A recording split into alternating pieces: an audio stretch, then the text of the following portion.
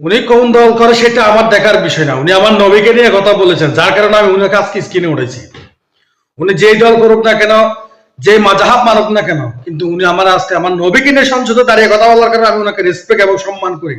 আপনারা ভিডিওটা দেখে যান। এই দেশের মানুষ নামাজ না পড়লেও যদি কেউ নবীকে কটূক্তি করে তার কলিজা ছিঁড়ে যায়, সে রাজপথে নেমে যায়। আমি বলবো যারা নবীকে কটূক্তি করে, নবীর নামে গালিগালাজ করে, এদের মৃত্যুদণ্ড, এই আইনটাও যেন বাংলাদেশের এই সংসদ থেকে পাশ করা হয়। যারা নবীকে অস্বীকার করে তারা কোনোদিন মুসলমান থাকতে পারে না। এটা আইনের মাধ্যমে, এটা বাংলাদেশের পার্লামেন্ট থেকে ঘোষণা হবে, সেটা আমরা চাই।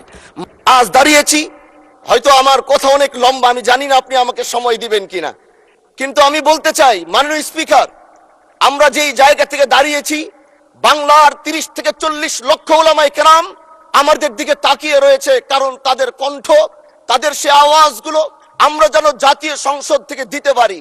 তার মধ্যে অন্যতম একটি হলো মা কানা মুহাম্মাদুন আবা আহাদিম মির রিজালিকুম ওয়ালাকির রাসূলুল্লাহি ওয়া খাতামান নাবিয়্যিন ওয়া কানা আল্লাহু বিকুল্লি শাইইন আলিমা। আপনি জানেন নবীর পরে আল্লাহ নবী হচ্ছে আমার ইমানের অংশ, আমার ইমানের পার্ট।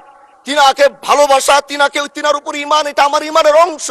তিনি আমার শেষ নবী, যেটা কোরআন ঘোষণা দিয়েছে।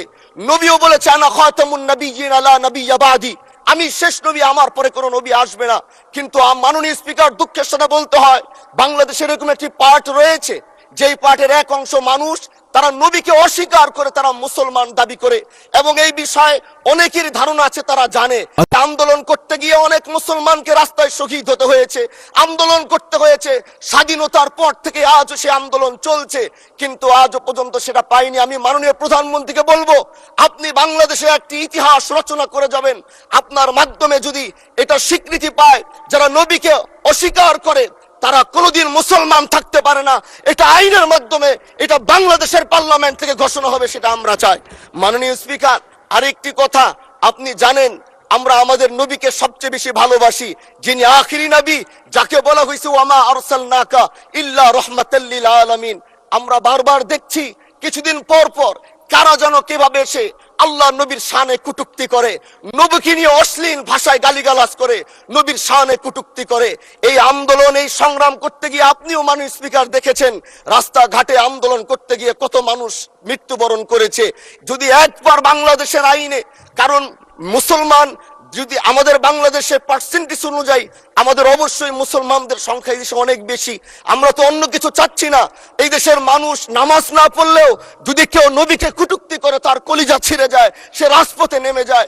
আমি বলবো যারা নবীকে কটূক্তি করে, নবীর নামে গালিগালাজ করে, এদের মৃত্যুদণ্ড, এই আইনটাও যেন বাংলাদেশের এই সংসদ থেকে পাশ করা হয়।